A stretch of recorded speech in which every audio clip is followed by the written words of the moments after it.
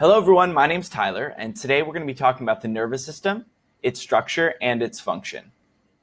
The nervous system is a network of neurons that process and respond to sensory input from the external environment.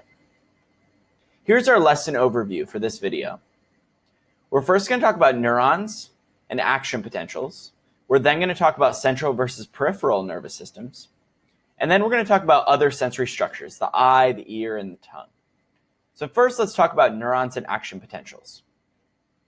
Here's our divisions of neurons and action potentials: the neuron structure, the action potential, the synaptic transmission, and neurotransmitters. So first, we'll talk about the neuron structure.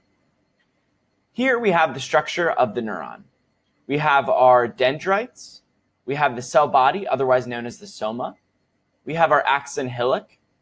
We have more dendrites down here. We have our nodes of Ranvier.